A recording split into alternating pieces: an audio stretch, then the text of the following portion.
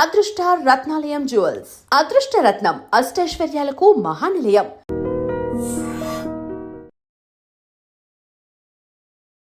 ఒక యాంకరు సంక్రాంతి కమ్మవాళ్ళ పండుగ, కమ్మవాళ్ళు చేసుకునే పండగ అని ఒక వీడియో చేశారు. దాని మీద చాలా కాంట్రవర్సీ నడుస్తుంది. ఆ యాంకర్ ఎవరైనా నా దగ్గరికి పంపిస్తే ఆ అమ్మాయి ఎప్పుడైనా గ్రామాల వైపుకి వెళ్ళి చూసి ఉండదు, గ్రామీణ వాతావరణం తెలిసి ఉండదు, తెలిసి ఉంటే ఇలా మాట్లాడదు, మిడిమిడి జ్ఞానంతో మాట్లాడదు. ఇలా మాట్లాడటం వల్ల ఏమవుతుందండి? స్త్రీ అనగానే ఒక చీరా జాకెట్టు కట్టుకున్న స్త్రీలు ఎవరు? ఆమెలో స్త్రీత్వం ఉంటేనే స్త్రీ. సత్వగుణ రజోగుణ తమో గుణాలు చక్కగా సరైన రేషియోలు ఉంచుకునేదే స్త్రీ. ఆ నిష్పత్తి చెడిపోతే దారి తప్పినట్టే. మరి ఆ పిల్లలందరూ అట్లాంటి తాగేసేసి తందనాలు ఆడేసేసి ఆ మైకంలో ఆ మత్తులో భార్యని చంపుతాడు, బిడ్డల్ని చంపుతాడు, తనని తాను కూడా చంపుకుంటాడే. ఇది తెలియదా? జోదం ఆడేవాడు ఎటువంటి పరిస్థితిలో ఉంటాడో కూడా నువ్వు ధర్మరాజు కథను చూసావు కదా. ఆ జోదం అనే మైకంలో పడి తన భార్యనే పణంగా పెట్టేశాడే. మరి ఇవన్నీ మనకి తెలిసిన కథలేగా మనం చూస్తున్నాం కదా సమాజంలో. మరి వాటిని ఏం సరి చేసుకుంటున్నాం మనం? నువ్వు ఒక సినిమా చూసినా, ఒక మొబైల్ చేతి పట్టుకున్నా సమాజాన్ని భ్రష్టు పట్టించేదే ఎక్కువ కనపడుతుంది తప్ప సమాజాన్ని బాగు చేయడానికి మాలాంటి కొన్ని సంస్థలు కృషి చేస్తున్నాయి. రాక్షసులేక శక్తి బాగా పెరిగిపోయినప్పుడు, దేవతలు కూడా శక్తి తరిగిపోయినప్పుడు ఏమీ చేయలేని నిస్సహాయ స్థితిలో పడి విష్ణుమూర్తిని మొరపెట్టుకున్నారనే గాథలు మనం చదివాం. అది నడుస్తోందిగా. ఆడవాళ్ళ వస్త్రధారణ మీద కూడా ఈ మధ్య కొంచెం బాగా చర్చ జరిగింది. మీరు ఒక ఉమెన్గా మీరు ఏంటి, దేన్ని కరెక్ట్ అంటారు? తనకు నచ్చినట్లు తను ఉండడమా? పుణ్యప్రదమైనటువంటి ఒక పవిత్రమైనటువంటి ఒక ఇది స్త్రీకి ఇచ్చింది ప్రకృతి. ఇప్పుడు ఆ తల్లి చీర కట్టుకుని వెళ్ళిందండి, ఆ కొంగు చాటును బిడ్డగా పాలించుకుంటుంది, పెట్టి దుప్పటిగా కప్పుకుని నన్ను ఆచ్ఛాదనిస్తుంది, తను రక్షించుకుంటుంది. దుఃఖం వస్తే దీన్ని కంటితో కన్నీటి తుడుచుకుంటుంది.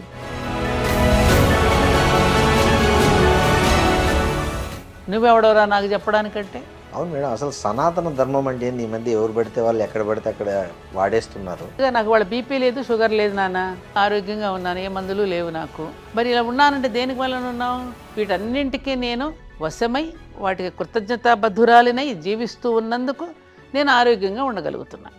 నువ్వు అలా నడుస్తూ ఉంటే నిన్ను అది కాపాడుతోంది.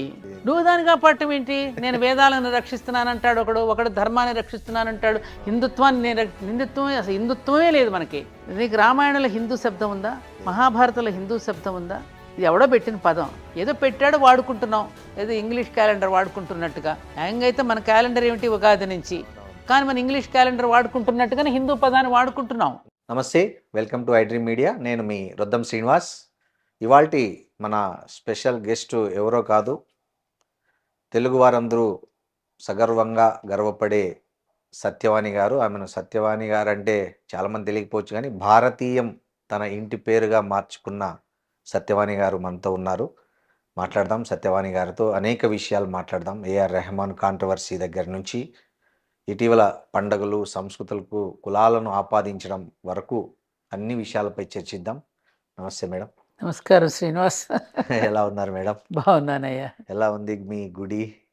బాగుంది, చక్కగా నడుస్తుంది. ప్రశాంత. మన గుడిలో ఏమిటంటే, అవును, వచ్చిన ప్రతి ఒక్కరూ ఒక ప్రశాంత సేద తీరడానికి వస్తారు. అవును, పూజలు వ్రతాల కంటే కూడా దానికన్నా ప్రాధాన్యత మనం వచ్చిన వాడు అదొక రెస్టారెంట్, మానసిక పరమైన ఒక రెస్టారెంట్. కరెక్ట్ అని చెప్పుకోవచ్చు. ధర్మపురిలో పూర్తి మనశ్శాంతి దొరికే ఒక ప్రదేశం ధర్మపురి ఆలయం. అంటే ఏమేమి గుళ్ళు ఉన్నాయి మేడం అక్కడ? అన్నీ ఉన్నాయి, సకల దేవతలు ఉన్నారు. ఓకే.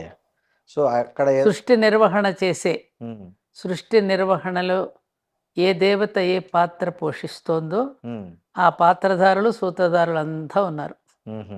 గ్రేట్. జనరల్గా ఎవరు ఎక్కడ ఎక్కువ వస్తుంటారు మేడం? అంటే కొంతమంది ఇప్పుడు అంతకుముందు చిలుకూరు పాస్పోర్ట్లు అంటే వచ్చే అట్లాంటి నమ్మకాలు ఏమైనా ఇక్కడ గుళ్ళకు సంబంధించి కూడా ఉన్నాయా జనాల్లో, భక్తుల్లో? ముఖ్యంగా కళ్యాణ వెంకటేశ్వర స్వామి పేరు. ఓకే. అక్కడ పెళ్ళిళ్ళు చేసుకుంటే ఆ దాంపత్య జీవితం సుఖంగా ఉంటుందని నమ్మే వాళ్ళంతా వెంకటేశ్వర స్వామి సన్నిధిలో దండలు మార్చుకుంటారు వచ్చి. పెళ్ళి అయిన వాళ్ళు కూడా? పెళ్ళి అయిన వాళ్ళు మళ్ళీ 25 ప్రతి పెళ్లి రోజు వస్తారు. ఓహో. ప్రతి సంవత్సరం పెళ్లి రోజున వచ్చి ఆశీస్సులు తీసుకోవడం జరుగుతుంది. ఇకపోతే ఇంకా మెయిన్ ఏంటంటే అమ్మవారు, అయ్యవారు, పెద్దమ్మ, పెద్దయ్య. ఓకే. ఆ తల్లి ఎప్పుడో మనకు తెలియని కాలంలో, మనకెవరికి లెక్క తెలియని కాలం అది అది పెద్ద నిర్జన ప్రదేశం, నిర్మానుష్యం. ఉమ్.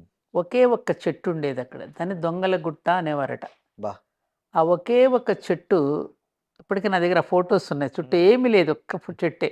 ఉమ్. ఆ చెట్టు కింద రాయి, ఒక దీపము, పసుపు కుంకుమ మాత్రమే ఉండేది. ఓకే. అప్పుడు గ్రామస్తులందరూ చెప్పిన విషయం ఏమిటంటే, ఉమ్. వీరందరూ చుట్టుపక్కల పటాన్చెరు, గంగారం, చందానగర్, ఉమ్. మహబూబ్ ఖాన్, మక్తా, ఉమ్. అమీన్పూరు చుట్టూ కొన్ని చిన్న చిన్న హ్యామ్లెట్స్ ఉంటాయి గుడేమో కదమ్మా. ప్రగతి నగర్ లో ఉంటది. ప్రగతి నగర్ కాదు, ఉమ్. అదొక అడవిలో ఉంది అప్పుడు. ఇప్పుడు ప్రగతి నగర్ అయింది అది. దీప్తి శ్రీనగర్ కాలనీ, ఆ, ధర్మపురి క్షేత్రం అంటారు. ఓకే. ఉమ్. ఆ చెట్టుకి ఉయ్యాల్లో పడుకోబెట్టుకుని, ఆ, ఇది చీరని ఉయ్యాలుగా కట్టి ఉమ్. బిడ్డల్ని అందులో పడుకోబెట్టుకుని పనుల్లోకి వెళ్ళేవారట. పొలాల్లో. తిరిగి పాపం పనులు పూర్తి చేసుకుని పిల్లలకి పాలిద్దామని వచ్చేసరికి ఉమ్. అప్పటికే పిల్లల మూతి నిండా పాలు కారుతూ నవ్వుతూ కేరింతలు కొడుతూ ఉండడం చూసి, ఉమ్. రోజు ఎవరిస్తున్నారు ఈ పిల్లలకి పాలు అనేది వాళ్ళల్లో ఆశ్చర్యపోయి, ఉమ్. ఈ చెట్టు కిందే ఏదో శక్తి ఉండి ఉంటుంది అని శక్తి ఆరాధన చేసుకోవడం మొదలెట్టారు. అంటే ఉమ్. ఏదో పసుపు కుంకుమ దీపాలు వెలిగించుకోవటం, అవును. ఏదో చిన్న చిన్న ఉంటాయి కదా జీవరాశులను బలించుకోవడం, ఉమ్. ఆ రోజుల్లో ఉండేవి కదా. అవును. అలా చేసుకుంటూ ఆ చెట్టు కింద ఆరాధించుకోవడం మొదలుపెట్టిన నేపథ్యంలో ఉమ్. ఒక చిన్న ఆలయాన్ని వాళ్ళకి కట్టివ్వాలనేటటువంటి ఒక ఆలోచనతో ఉమ్. ఆ గ్రామస్తులు కోరగా, ఉమ్. ఆ చుట్టుపక్కల గ్రామాలు ఓకే. అలా నిర్మాణం జరిగినటువంటి ఆ తల్లి చిన్న ఆలయంలో తాను ఉండి తాను వివిధ రూపాలలో అవతరించింది. అటు వెంకటేశ్వర స్వామిగాను ఆవిడే, ఉమ్. అటు సరస్వతీదేవిగా ఆవిడే, ఉమ్. అటు పద్మావతిగా ఆమె, బ్రాహ్మరి దుర్గాంబిక, దుర్గామల్లేశ్వర స్వామి, ఆంజనేయ స్వామి, అయ్యప్ప స్వామి, గణపతి, కుమారస్వామి ఇత్యాది దేవతల రూపంలో ఉన్నదంతా ఆవిడ. వ్యాపిని వివిధాకార, ఉమ్. వివిధాకారాలలో వ్యాపం చేసి ఎవరికి నచ్చిన దైవాన్ని వాళ్ళు ఆరాధించుకునేటట్టుగా అమ్మవారు అక్కడ అంత పని చేసింది. ఉమ్. అది దాన్ని మీరు అది నన్ను ఒక చిన్న ఈ దీనిగా దేహాన్ని ఒక ఇన్స్ట్రుమెంట్గా అమ్మవారు వాడుకుంది. ఉమ్. దాన్ని ఒక తన పెద్ద యొక్క క్షేత్రం చేశారు మీరు. తన యొక్క ఉనికిని అవును. చాటుకోవాలిగా. అవును. చాటుకోవాలంటే ఎవరో ఒక మానవ దేహం కావాలి. అవును. ఆ మానవ దేహం ద్వారా చేయించుకుంది. ఆ మానవ దేహమే ఈ ఉపాధి. అంతే. బాగుంది. బాగుంది. ఆ, మేడం, మీరు అప్పుడు అయోధ్య ఉద్యమంలో అయోధ్యలో రామాలయం నిర్మించాలనే ఉద్యమంలో ఉమ్, మీది చాలా పెద్ద పాత్ర అని విన్నా. ఉమ్. యాక్చువల్గా తెలుగువారిలో తెలుగు రాష్ట్రాలన్నిట్లో మీ అవును. పేరు సువర్ణాక్షరాలతో లిఖించదగ్గది అని చాలా మంది చెప్తుంటారు. ఆ, అసలు ఏంటి దాని అంటే అయోధ్యలో రామాలయం అయితే ఇప్పుడు ఆ నిర్మించాలనే పేజీ ఎక్కడ కనపట్టలేదు లేదు. ఉమ్. ఆ పేజీ కట్ చేసినట్టున్నారు. ఇప్పుడు ఏమో మీకు తెలియదు కదా అది. అవునవును. తెలియట్లే. చరిత్రలో కొన్ని పుటలు అవును. అలా కట్ అయిపోతూ ఉంటాయి. మన మార్చేస్తున్నారు. రామాయణ మహాభారత కథల్లో కూడా ఉమ్. ఆనాడు వాల్మీకి మహర్షి, వ్యాస మహర్షి రచించిన గ్రంథాల్లో కూడా ఉమ్. ప్రక్షిప్తాలు చేర్చేశారు కదా. అవును. అట్లాగే ఒరిజినల్గా ఇప్పుడున్నటువంటి వ్యక్తుల జీవితాల్లో కూడా అసలైన నిజాలని, సత్యాలని అవును. వదిలేసి ఆ. వీళ్ళంతా కల్పించే కొన్ని ప్రక్షిప్తాలు ఉన్నట్టుగానే వాట్సాప్ యూనివర్సిటీ ఉంటాయి. సిలబస్. ఉంటాయి. అది ఆ. వాస్తవాలు. అది సో నాన్నది. అప్పుడు ఏం చేశారండి మీరు దాంట్లో ఏరేం లేదు. ఉమ్. అంటే మొదటి ఇటుక పెట్టిన వాళ్ళలో ఆ, మీరు ఉన్నారని అవును అంటారు. అవును అవును ఉమ్. అవును. తెలుగులో రాసుకు వెళ్ళిన ఇటుకలు ఉమ్. 3: శ్రీరస్తు, శుభమస్తు, అవిఘ్నమస్తు అని ఉమ్. 3 ఇటుకరాళ్ళ మీద ఉమ్. 3 ఇవి రాసి ఉమ్. సిల్క్ బట్టలు మూట కట్టుకుని పట్టుకెళితే ఆ 3 రాళ్ళే మొట్టమొదట శిలాన్యాసలో. అప్పుడు నేను రామచంద్రుడి ఆలయానికి శంకుస్థాపన చేయడానికి పర్మిషన్స్ ఇవ్వడం లేదుగా. అవునవును. ఆ పర్మిషన్ ఇవ్వనప్పుడు నాకు చాలా రకరకాల ఆలోచనలు. ఉమ్. ఈ దేశం ఎవరిది? సార్వభౌముడు అంటే సర్వత్రా, భరతుడు. అంటే ప్రపంచాన్ని పరిపాలించింది రామచంద్రుడు. అవును. రామచంద్రుడు కదా పరిపాలించింది త్రేతాయుగంలో. సరే, భరతుడు పరిపాలించాడని భారతదేశం. భారతదేశం అని చెప్పి దాని మీద రకరకాలు ఉన్నాయిలేండి. ఈ సరస్వతి అంటే జ్ఞాన భూమి కాబట్టి భారతీదేవిగా, మన సరస్వతికి మరో పేరుంది కాబట్టి భారతీదేవి అంటే జ్ఞానవంతులు కాబట్టి భారతదేశం వచ్చిందనంటే ఎప్పుడు కూడా వెలుగులో రమించే దేశం కాబట్టి, అంటే జ్ఞానం అనే వెలుగులో. సరే, రకరకాలుగా నిర్వచనాలు ఏమైనా చెప్పుకోవచ్చు మనం దానికి జోలికి వెళ్ళొద్దు, రకరకాల వ్యాఖ్యానాలు ఉన్నాయి. అప్పుడు నేను అరే ఈ పుణ్యభూమి రామచంద్రుడు ప్రపంచం మొత్తానికే ఒక ఆదర్శవంతంగా పరిపాలించాడు. మన రాజ్యాంగంలో కూడా వారిదే ఉంటుంది కదా చిత్రపటం.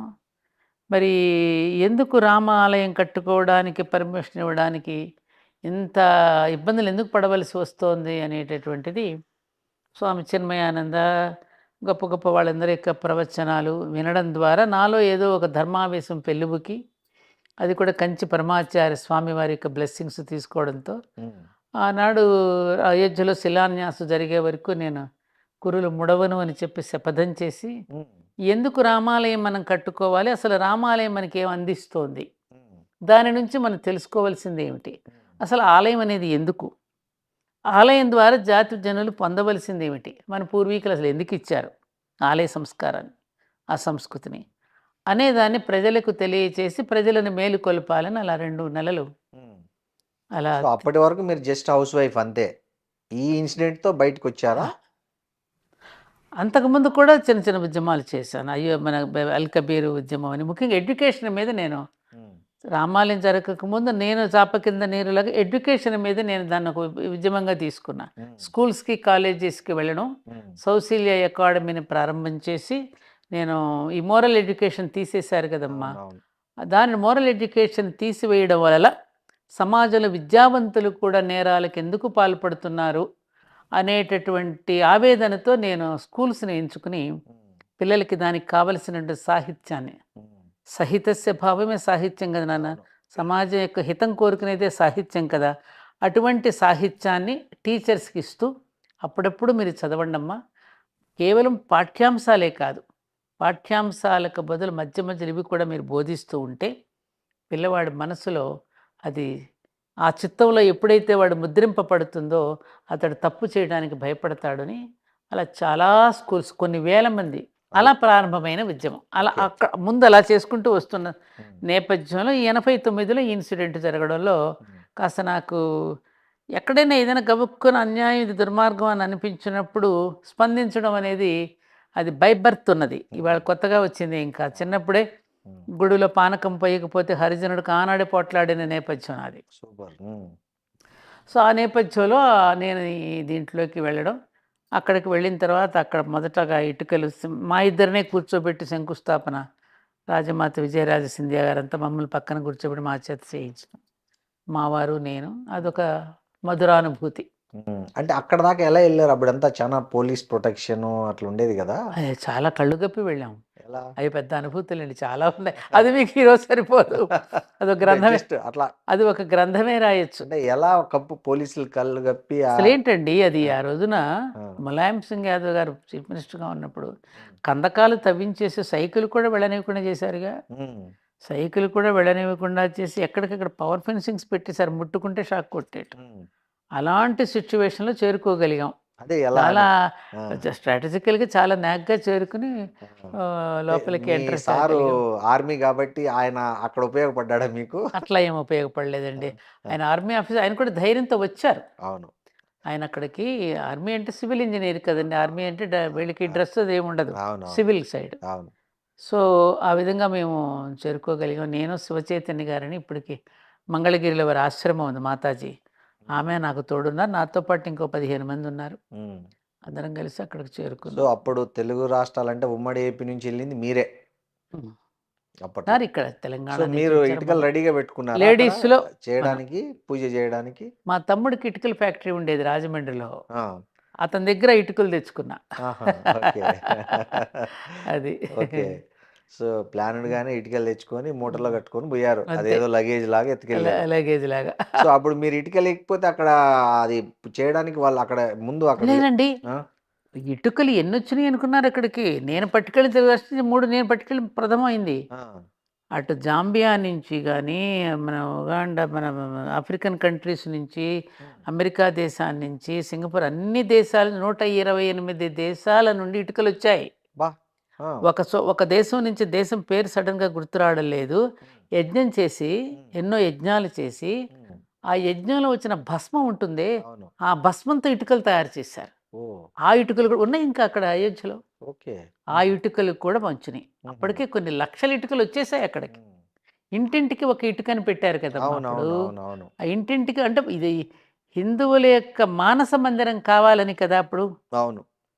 ఎందుకనంటే అప్పుడప్పుడే మనకి రామానంద సాగర్ గారి రామాయణం సీరియల్ వస్తుంది ఆ అవును. రోజుల్లో. అవును. ఆ సీరియల్‌ని ఎంత అద్భుతంగా తీశారో, ప్రజలు కూడా ఆ 9 గంటలు అవుతోందంటే ఇంట్లో అన్ని పనులు పూర్తి చేసుకొని అందరూ ఎవరు నాట్ ఓన్లీ హిందూస్ అండి. యెస్. అటు మహమ్మదీయుల దగ్గర నుంచి అందరూ కూడా ఆ సీరియల్‌ని చాలా ఉత్సాహంతో చూసి, ఒక ఉత్తేజాన్ని పొందినటువంటి రోజులవి. కరెక్ట్‌గా ఆ సమయానికి ఈ ఉద్యమం కూడా ఉండడం చేత ప్రజలందరూ కూడా చాలా చైతన్యవంతులై, అప్పుడప్పుడు మేము చెప్పేటటువంటి విషయాల వల్ల అలా హిందూ మానస మందిరంగా చేసుకోవాలి. దాని నుంచి పరిపాలన అనేది అక్కడి నుంచి సాగాలి. రామచంద్రుడిని అక్కడ పెట్టుకొని మనం పరిపాలన సాగించుకుంటున్నాం అనే భావనతో జరగాలని కదగా మనం అప్పుడు పెట్టుకుంది. అవును. ఆ నేపథ్యంలో వెళ్ళడం జరిగింది. మీరు ఆశించింది ఇప్పుడు నెరవేరిందా? ఆలయం పూర్తయింది అంత కాబట్టి. తొందరగా ఎక్కడవుతాయి? అన్ని రకాల సహకారాలు ఉండాలి కదమ్మా! అవును. ప్రభుత్వం ఇప్పుడు ఎందుకంటే ఇన్నాళ్లుగా జీర్ణించుకుపోయినటువంటి ఈ బ్రిటిష్ వాళ్ళు వచ్చి మనల్ని భ్రమలు కలిగించి అనేక రకాలైనటువంటి ఏమంటారు దుష్ట ప్రచారాలు చేసి మన దేవీ దేవతల మీద ఎన్నో రకాల ప్రయోగాలు చేశారు కదా. హ్మ్. వాటన్నింటి నుంచి బయట పడాలి అంటే మళ్ళీ మనలో జ్ఞానోదయం కలగాలంటే కొంత సమయం పడుతుంది కదా. అవునవును. కాబట్టి ప్రారంభమైంది కొంతవరకు, ఇది కొంతవరకు నెరవేరుతుంది. నెరవేరడానికి కావలసినటువంటి ఒక ఈ మధ్యన అంటున్నాం కదా పంచ పరివర్తన అని కూడా అవును. తీసుకొని వచ్చారు కదా. హ్మ్. ఆ కుటుంబ నేపథ్యంలో మనం ఏ విధంగా పెరగాలి, అవును. పర్యావరణాన్ని ఎలా కాపాడుకోవాలి, మనలో సివిక్ సెన్స్ని మనం ఎలా పెంచుకోవాలి, ఇవన్నిటిని మీదే మళ్ళీ ప్రజల్లోని ఎడ్యుకేట్ చేయాలి కదా. అది కూడా కొంచెం ప్రారంభమైంది కాబట్టి ఆ, ఓకే. ఒక్క రోజులో తెల్లవారదు కదా నాన్న, అవునవును. ఏదో ఒకరోజు తెల్లవారుతుంది. అవును. మేడం ఈ మధ్య ఒక మన దేశంలోనే ప్రముఖ మ్యూజిక్ డైరెక్టర్ ఏఆర్ రెహమాన్ ఒక వ్యాఖ్య చేశారు. బీబీసీలో ఇంటర్వ్యూ ఇస్తూ, ఈ 8 సంవత్సరాలుగా పవర్ షిఫ్ట్ అయింది దేశంలో. దానివల్లనేమో నాకు అవకాశాలు తగ్గాయి. బహుశా దానికి నా మతం గూడా ఒక కారణం కావచ్చేమో అనే ఒక వ్యాఖ్య చేశారు. దాని మీద హిందూ అవునా? విహెచ్‌పి వాళ్ళు గానీ, చాలామంది చాలా రకాలుగా స్పందించారు. సో, మీరు వినలేదే నేను. అన్నారు ఆయన ఆ మాట. హ్మ్. సో, దీన్ని మీరు ఎలా చూస్తారు? ఒక హిందుత్వవాదిగా? ఆయన అలా అన్నారు అంటే అది చాలా దారుణం. హ్మ్. ఎందుకంటే ఒక మ్యూజిక్ డైరెక్టర్‌గా ఏఆర్ రెహమాన్ పొందినన్ని అవకాశాలు అవును. ఈవెన్ మన ఇది ఉంది కదా రామాయణ, ఇప్పుడు వస్తున్న రామాయణం దాంట్లో గూడా దాంట్లో ఆయనే కూడా మ్యూజిక్ మ్యూజిక్ డైరెక్టర్. డైరెక్టర్‌గా ఉన్నారు. ఎన్నో అద్భుతమైనటువంటి సినిమాలకి ఆయన మ్యూజిక్ డైరెక్టర్‌గా వ్యవహరించారు. తర్వాత ఆయన దీనికి 'వందే మాతరం' వాటికి ఆస్కార్ అవార్డును పొందినటువంటి వాడు. భారతదేశం ఆయన ఎంతో ఆదరించింది. అవును. ఆయన అసలు దేశ కాలాలకు అతీతంగాను, కులాలకి, మతాలకు అతీతంగా చూసే దేశం ఏదైనా ఉందంటే అది నా దేశమే. హ్మ్. దాన్ని అర్థం చేసుకోకుండా అదొక ధర్మసత్రంలా ఉన్నది కదా అని ఎవడు పడితే ఆడు అలా మాట్లాడితే ఎట్లా? నా ఉద్దేశంతో నేనేమనుకుంటున్నానంటే, ఈ ఈ మధ్య కాస్త ప్రజలలో ఒక చైతన్యం వస్తుంది. హ్మ్. హిందూ దేశం పట్ల, హ్మ్. హిందుస్థాన్ పట్ల ఒక హ్మ్. చైతన్యం ప్రజలలో రగులుతోంది. హ్మ్. దానికి ఎగనెస్ట్‌గా ఏదైనా చేయాలని ఎవరైనా అనిపించారేమో! హుహు. చెప్పలేం గదా! వాళ్ళ అంటే మేధావులు, గొప్పవాళ్ళు కూడా చిన్న చిన్న ప్రలోభాలకు కూడా లొంగిపోయే రోజులొచ్చాయి ఇవాళ. హ్మ్. డబ్బుకు దాసోహం అయిపోయింది లోకం. అవును. ఆ నేపథ్యంలో ఏమైనా అన్నాడేమో అని కూడా నాకు డౌటొస్తోంది. లేకపోతే హ్మ్. ఆయన పొందినంత లబ్ధి ఎవరు పొందారండి? అవును. ఎంత హైయెస్ట్ పేరు పెయిడ్ మ్యూజిక్ సంపాదించుకున్నాడు? డైరెక్టర్ అతను. హైయెస్ట్ పెయిడ్ గదా! అవును. ఆ మాట అన్నాడంటే చాలా ఆశ్చర్యంగా ఉంది నాకు. అలా అనకూడదే! హ్మ్. ఎందుకన్నాడు ఆ మాట? అదే అన్నారు మరి. దీని వెనక ఏదో ఉండుంటుందని నా ఉద్దేశం. అంటే ఏమై ఉంటుందనుకుంటున్నారు ఏదో మీరు? సంథింగ్ కుట్రండి. ఇప్పుడు మన దేశం మీద ఎన్ని రకాల కుట్రలు పన్నుతున్నారు శ్రీనివాస్ గారు. మీకు అంటే ఇప్పుడు తెలియనిదేముంది? అవునవును సార్. అంటే ఏవండి? ఇప్పుడు రెహమాన్‌కి ఎవరన్నా మన శత్రువులు ఆయన ఏవండి? హ్మ్. నిజంగా మహమ్మదీయుడని గనక వాడిని తగ్గించారని అనుకుంటే, మన హ్మ్. అబ్దుల్ కలాం గారు ఈ దేశానికి ప్రెసిడెంట్‌గా ఉండి, అవును. మన దేశపు యొక్క ఖ్యాతిని మరింతగా మిసైల్స్. పెంచి, అవును. అవును. ఆయన ఎంత భారతదేశాన్ని గురించి, భారతదేశ ప్రజలను గురించి ఎంత పొగిడి ఎంత ఇచ్చేశారండి ఆయన. అవును. మహానుభావుడిని. అవును. అదిగో మా ఇంట్లో ఆయన విగ్రహం ఉంటుంది. అవును. మరి ఇవన్నీ తలుచుకుంటే మనం ఇది ఎవరు కొంతమంది చేసే కుట్ర కాదంటారా?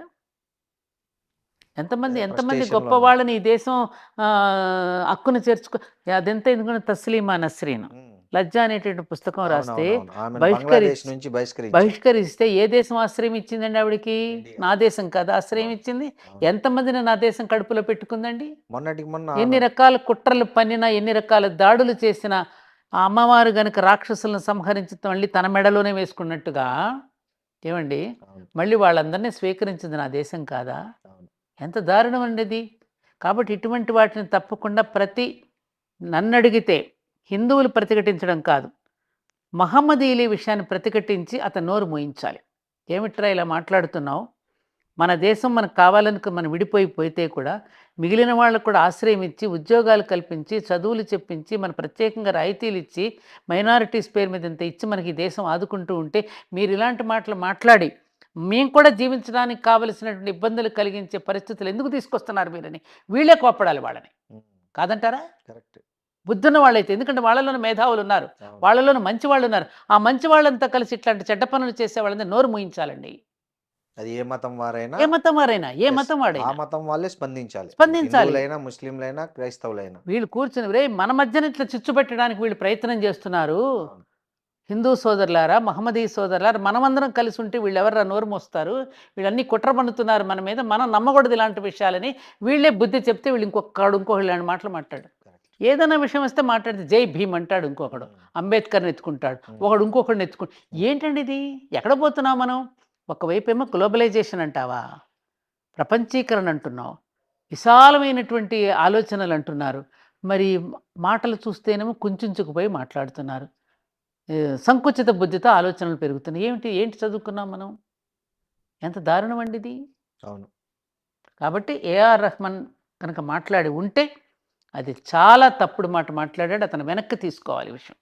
అదే తప్పుగా అర్థం చేసుకున్నారు నా వ్యాఖ్యలు అని చెప్తున్నాడు తర్వాత ఏమైనా మాట్లాడతారు, ముందు వదిలేస్తారు, తర్వాత తప్పుగా అర్థం చేసుకున్నారంటే.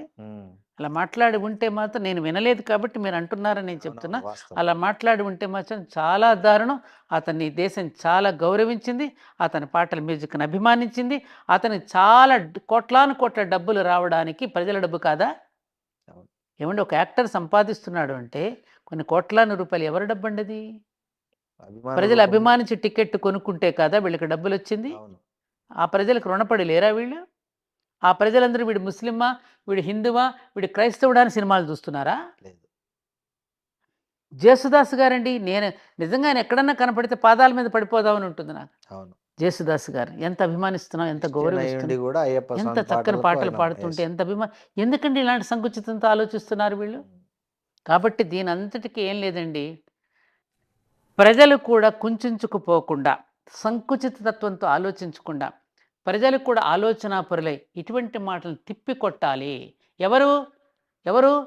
ఆ మతాల ప్రజలే తిప్పికొట్టినప్పుడు వీళ్ళకి బుద్ధి వస్తుంది. అరే మన వాళ్ళే మనల్ని వ్యతిరేకిస్తున్నారు. ఎందుకంటే ఒకప్పుడండి ఒక కులంలో కానీ, ఒక మతంలో కానీ తప్పు చేస్తే వాళ్ళని బహిష్కరించేవారు. అవును.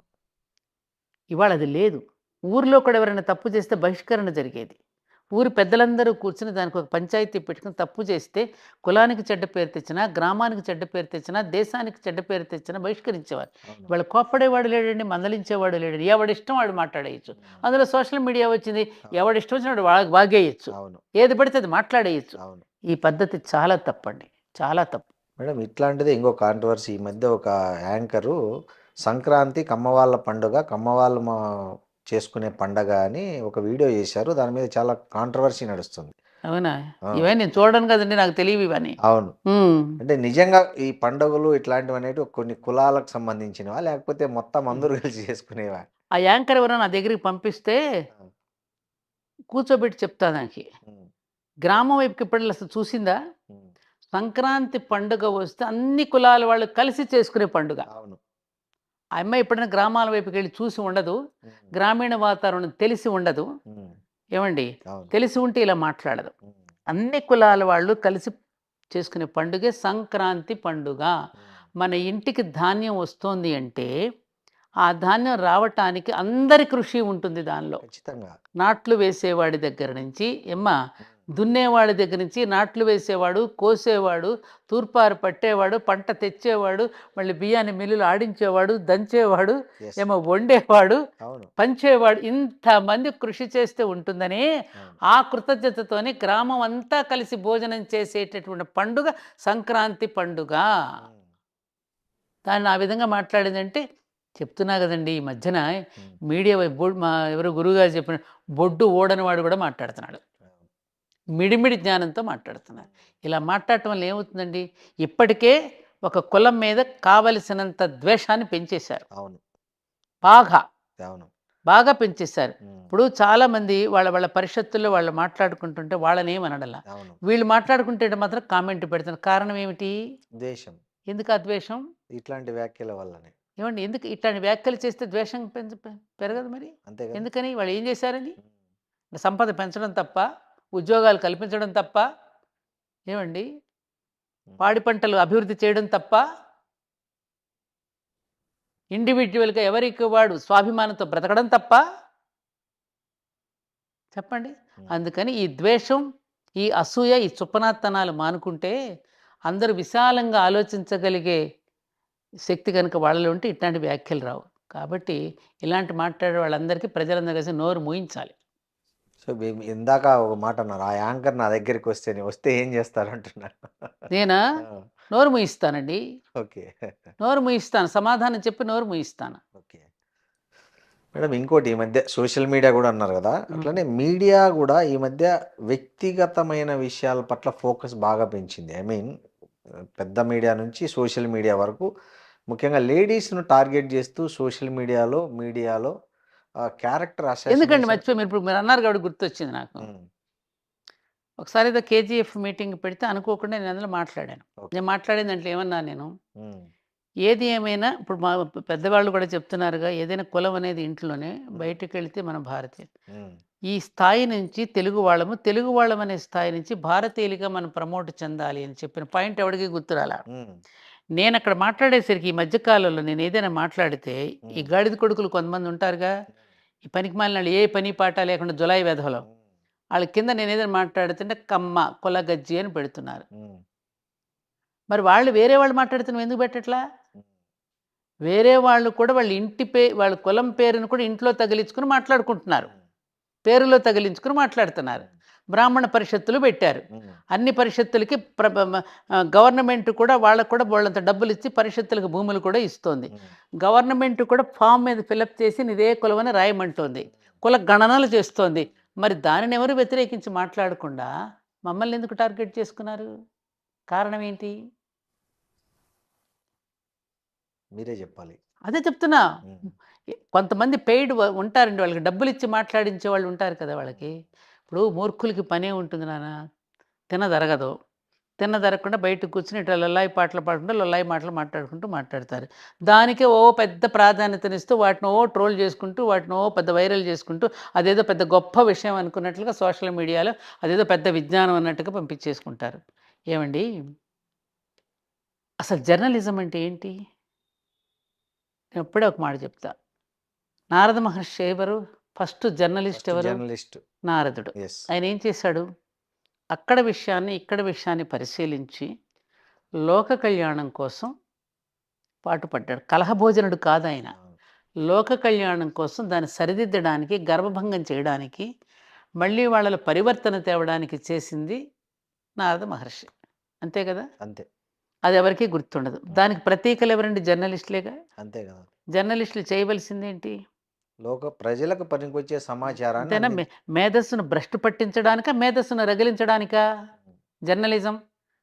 మేధస్సును భ్రష్టు పట్టించడానికా, రగిలించడానికా? రగిలించడానికే. మరి ఏం జరుగుతోంది ఇప్పుడు? ఇష్టానుసారంగా స్త్రీల మీద ఎన్ని రకాల జోక్స్, వెకిలి జోక్స్, వాళ్ళని ఇష్టం వచ్చినట్టు మాట్లాడటం. అందరు స్త్రీలు ఒక రకంగా ఉంటారా? స్త్రీలలో కూడా ఎన్ని రకాల జాతులు ఉన్నాయి కదండి. శూర్పణఖ జాతి ఉంటుంది, సీతమ్మ జాతి ఉంటుంది, అందరూ ఉంటారు, అన్ని రకాల వాళ్ళు ఉంటారు. స్త్రీ అనగానే ఒక చీరా జాకెట్టు కట్టుకున్న స్త్రీలు ఎవరు? ఆమెలో స్త్రీత్వం ఉంటేనే స్త్రీ. సత్వగుణ, రజోగుణ, తమో గుణాలు చక్కగా సరైన రేషియోలో ఉంచుకునేదే స్త్రీ. ఆ నిష్పత్తి చెడిపోతే దారి తప్పినట్టే కదా. మరి అట్లాంటిది అన్ని పెట్టుకుని అనవసరంగా వాళ్ళ మీద క్యారెక్టర్ అసాసినేషన్స్ చేయడం, పెద్ద పెద్ద వాళ్ళ మీద ఏదో ఒక విధంగా వాళ్ళని మానసికంగా వాళ్ళని పొంగదీసి, ఈ మధ్యన ఒక ఐఏఎస్ ఆఫీసర్ గతను విన్నాను, ఎంత బాధపడ్డానంటే నేను ఆ విషయం చూసి. పాపం ఆవిడ ఆత్మహత్యకు కూడా పాల్పడబోయేంత మానసికంగా కుంగిపోయింది అంటే అది ఎంత పాపం అండి. శ్రీనివాస్ ఒక్కటి చెప్తున్నా మీ ముందుగానే, ఈ దేశం ఇలా కుంచుకుపోవడానికి ఇన్ని సంవత్సరాలుగా ఈ దేశం ఎప్పుడైతే స్త్రీని అవమానపరచడం మొదలుపెట్టిందో అయ్యా, ఈ దేశం అధోగతి పాలవడానికి కారణం అది. అది కారణం. తెలుసుకోండి ఎప్పటికైనా. ఎప్పుడు కూడా యుద్ధాలు వచ్చింది. సీతమ్మను అవమానపరిచినప్పుడు యుద్ధం వచ్చింది. ద్రౌపదిని అవమానపరిచినప్పుడు యుద్ధం వచ్చింది. ఈ దేశం స్త్రీని ఎప్పుడైతే అవమానపరుస్తుందో, ఆవిడ కన్నీరు ఈ భూమి మీద ఎప్పుడైతే పడేటట్టు చేస్తుందో, అప్పుడు ఏ దేశం కూడా పైకి రాదు.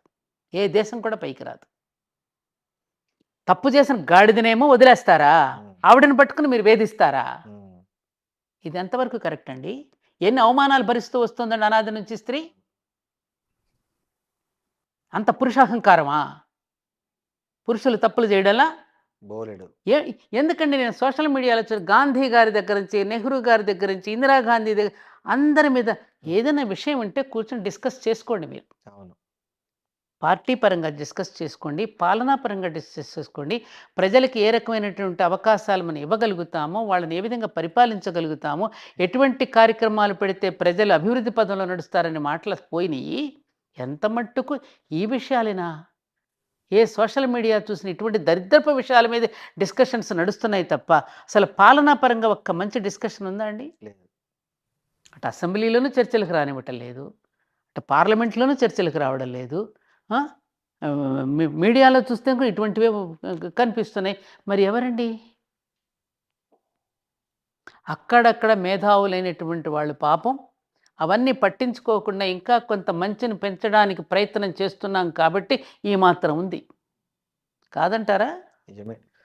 మీరు ఒక మహిళా పార్టీ కూడా పెట్టాలని ఆలోచించినట్లు పెట్టాలని నాకు లేదు. పెట్టమని ఒక మహాతల్లి నాకు సూచన చేసింది. మనమే పెడదాం మహిళా పార్టీ, 30% పురుషులకే ఇద్దాం, ఎందుకు పెట్టకూడదు మీరు అని ఒక పెద్ద ఆవిడ సూచన చేసింది నాకు. అంటే పురుషులకి ఇద్దామంటే మనమే ఇద్దాం వాళ్ళకి.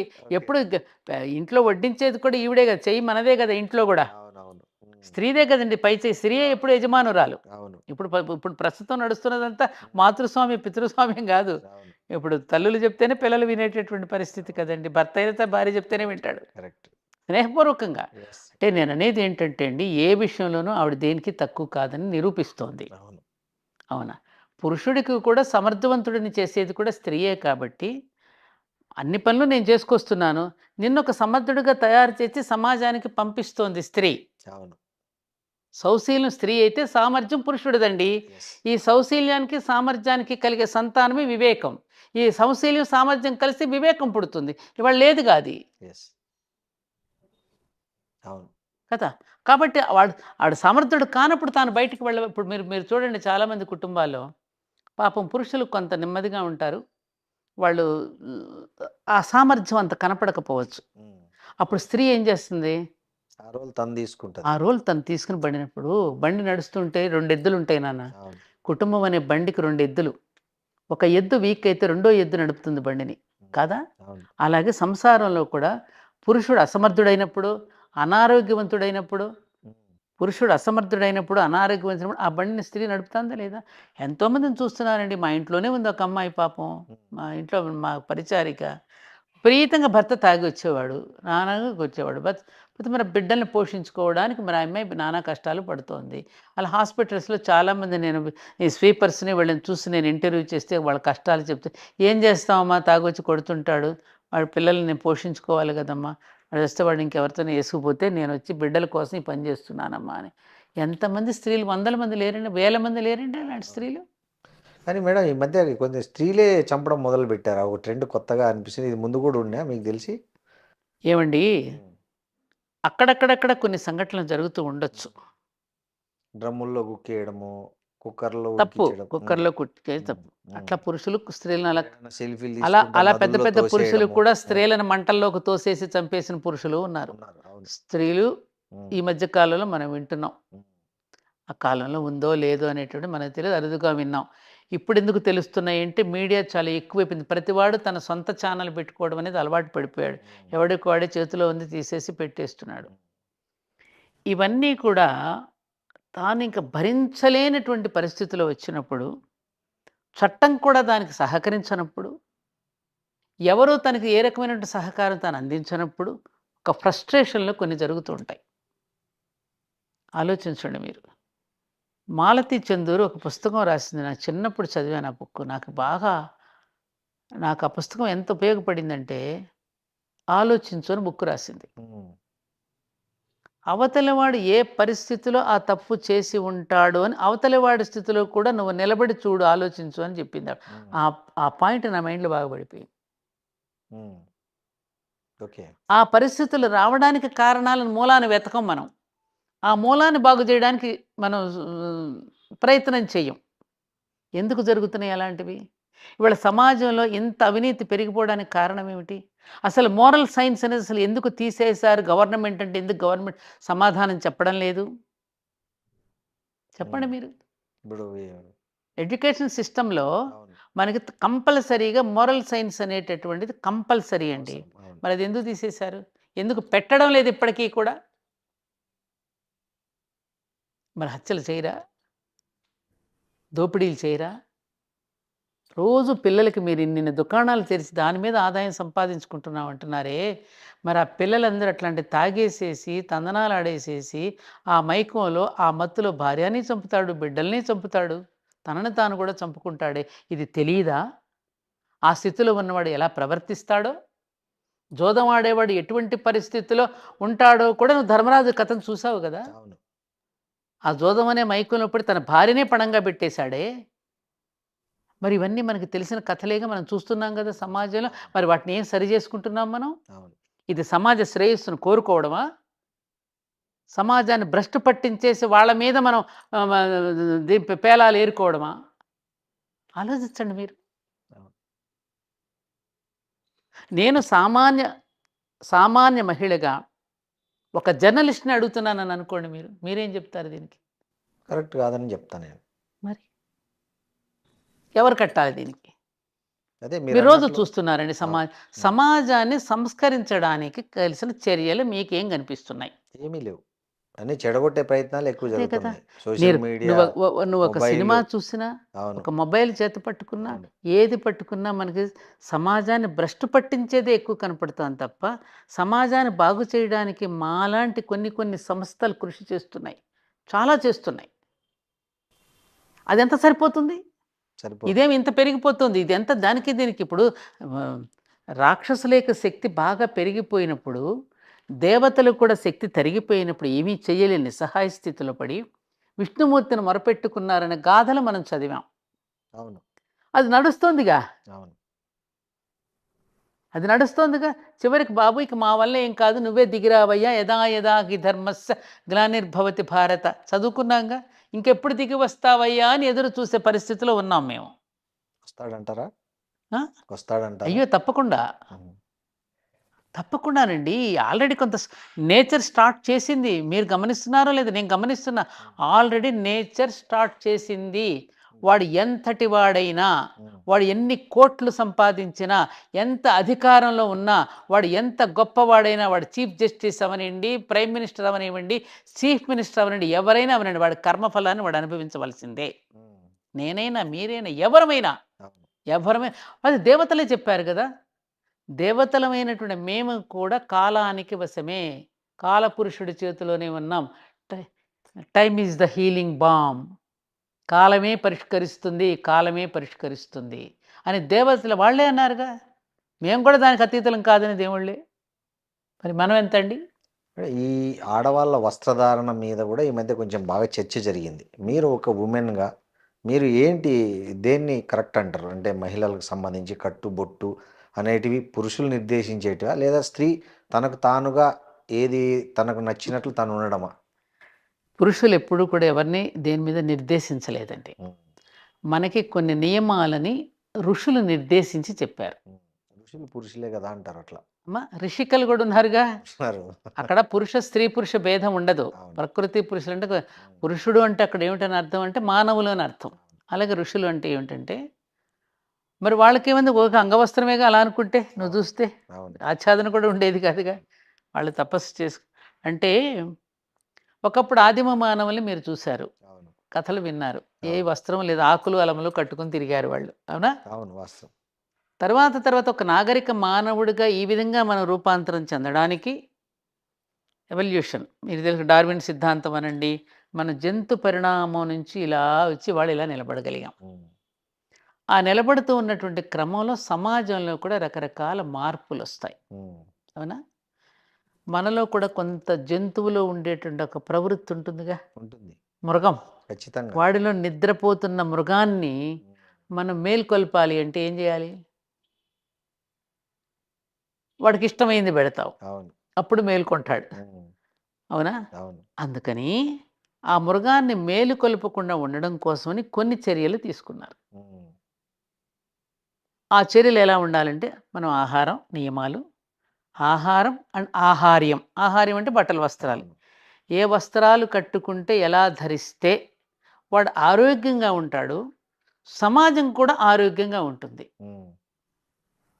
వ్యక్తి, సమాజం అవును. కదా! అవును. ఈ రెండింటిని గురించి కదా ఆలోచించింది. హ్మ్. వ్యక్తి నిర్మాణమే సమాజ నిర్మాణం కదా నాన్న. అవును. ఈ వ్యక్తి బయటికి ఉంటాడు కదా!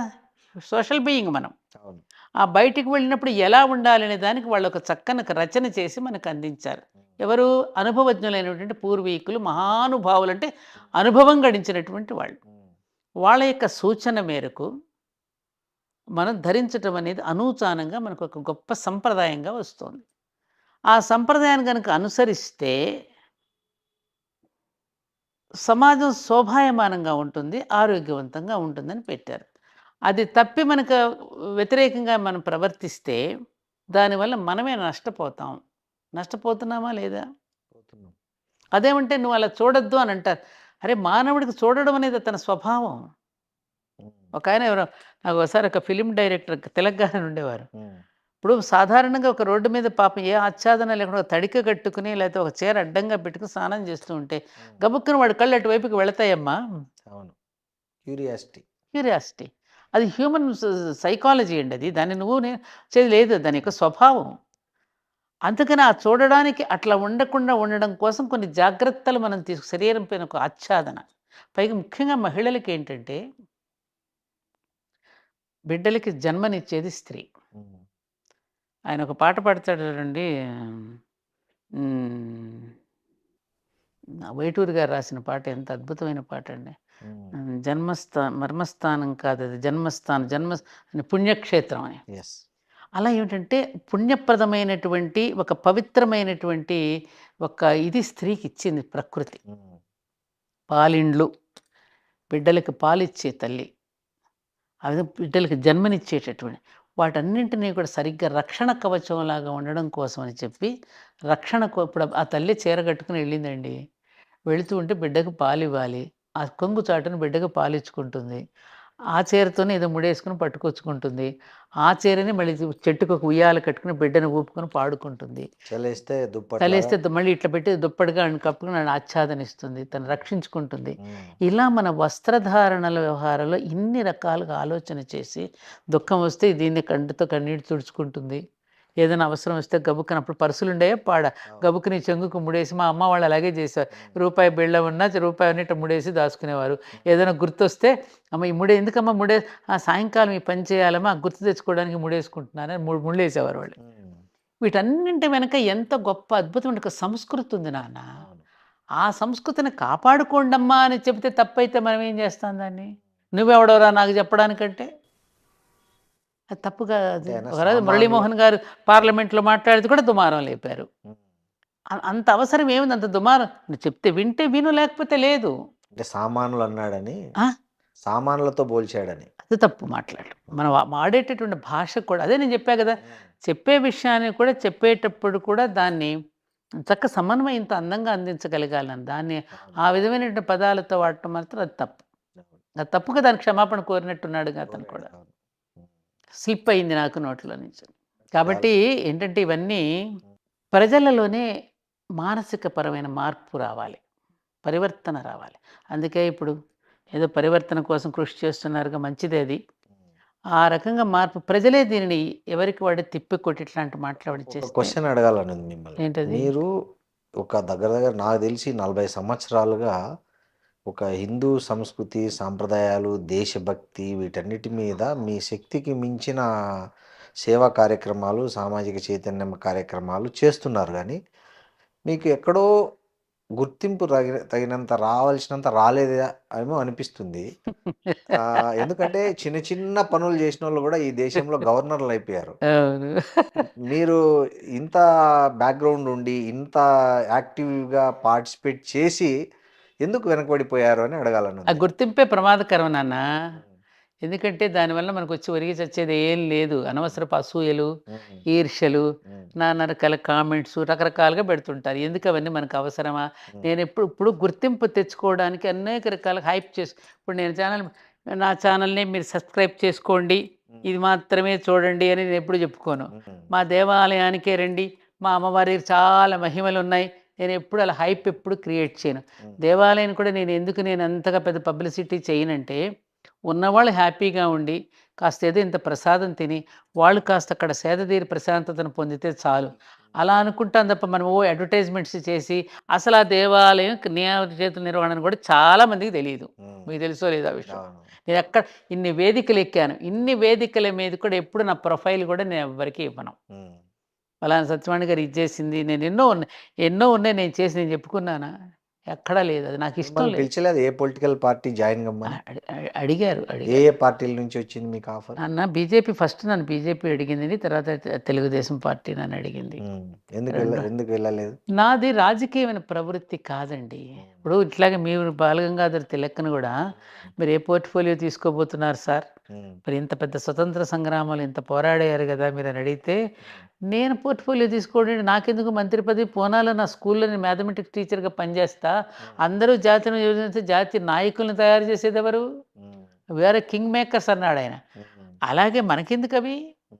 ఆ పాలన, అధికారాలు, లేనిపోయిన తలనొప్పి. మొన్న ఈ మధ్యన మనం తిరుపతి వెళితే, "మేడం మీరెందుకు బోర్డ్ మెంబర్‌గా లేరు? మీలాంటి వాళ్ళు ఉండాలి టెంపుల్‌కేనంటే," హ్మ్. నాయనా నేను గనుక టెంపుల్‌కి బోర్డ్ మెంబర్‌గా తిరుపతికి వెళ్ళాననుకో, తెల్లవారు నా గేట్ ముందు క్యూ ఉంటది. హ్మ్. మేడం మాకు టికెట్ ఇప్పించండి, మాకు దర్శనం ఇప్పించండి అని. ఈ సాధన పోతుంది నాకు. ఈ గోడలో పడిపోతా. నాకెందుకు ఇదంతా?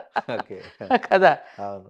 అదే ఒకసారి తిరుపతిలో నేను చదలవాడి కృష్ణమూర్తి గారు ఉన్నప్పుడు నా ప్రసంగం విని, హ్మ్. "అమ్మ మీరు ఎప్పుడొచ్చినా మీకు ఫ్రీగా దర్శనం ఇప్పిస్తాను మేడం" అన్నాడు. హ్మ్. కృష్ణమూర్తి గారు, "నాకు స్వామి దర్శనం వద్దండి. హ్మ్. ఆయన ఇక్కడ నింపుకున్నాను. హ్మ్. ఆయన అప్పగించిన పని చేస్తానండి. హ్మ్. మీ యూనివర్సిటీలో పిల్లలకి ఏదైనా చెప్పడానికి వీలైతే ఆహ్వానించండి. పిల్లలతో మాట్లాడుకుంటానన్నా నేను. హ్మ్. నాకదిష్టం. హ్మ్. మన సనాతన ధర్మంలో ఉన్నటువంటి ఆ శాస్త్రీయపరమైన విజ్ఞానం ఏదైతే ఉన్నదో, అది నేటి తరానికి అందించగలిగితే సైన్స్ పరంగా ఆళ్ళు కన్విన్స్ అవుతారు. అవును మేడం. అసలు సనాతన ధర్మం అంటే ఏంది? ఈ మధ్య ఎవరు పడితే వాళ్ళు ఎక్కడ పడితే అక్కడ వాడేస్తున్నారు. పిచ్చగా. అవు ఇంటి పిల్లోడు కూడా మాట్లాడేస్తున్నాడు. అదే అసలు ఏంటి అసలు సనాతన ధర్మం? దానిలోనే ఉందిగా సనాతనంలోనే. అంటే పాతది. పురా ఎటర్నల్. ఆ! పురాతనం అని అర్థం కాదు. ఎటర్నల్ శాశ్వతమైన ధర్మము. ఓకే. అది ఇప్పుడు ఉన్నది, ఎప్పుడు ఉంది, ఎప్పుడు ఉంటదది. హ్మ్. దానికెవరు రాసింది గాదు, చేసింది గాదు, ఎవరు సృష్టించింది గాదు. అవును. సృష్టి ఏర్పడినప్పుడే ఏర్పడిపోయింది. నువ్వు పుట్టినప్పుడే ఉంది. నీ హ్మ్. పుట్టుకతోనే వచ్చింది. నీ నడవడికలోనే ఉంది. హ్మ్. నువ్వు రోజు ఉదయం లేచిన దగ్గర నుంచి రాత్రి పడుకోబోయేంత వరకు నువ్వు చరించేటటువంటి నీ నియమాలు, నీ విధానం అంతా సనాతనమైనటువంటి పూర్వీకుల మధ్య ధర్మమే మానవ ధర్మం. మానవ ధర్మమే సనాతన ధర్మం. ఏమిటి మానవుడు? ప్రకృతిని నువ్వు ప్రేమిస్తూ, ప్రకృతిలో ఉన్న వైవిధ్యాన్ని గౌరవిస్తూ, అవును. ప్రకృతిలో ఉన్న వైవిధ్యాన్ని గౌరవించడం ఎట్లాగో నేర్పిందే నీకు రుద్రాభిషేకంలో చెప్తున్నాడు. హ్మ్. ఏమంటాడక్కడ? అవును. పిట్టకే నమస్కారం, గుట్టకే నమస్కారం, మట్టికి నమస్కారం, చెట్టుకి, పిందికి, కాయకి, ఆకుకి అన్నిటికి నమస్కారం, నమస్కారం అండి సంస్కారం చెప్పాడు. ఆ నమస్కారం ప్రతిదాన్ని నమస్కరించడమే సంస్కారం మనకి నేర్పించింది. అవును. అదే సనాతన ధర్మం. అవును. ప్రతిదానికి రుణపడి ఉన్నాం మనం. అవును.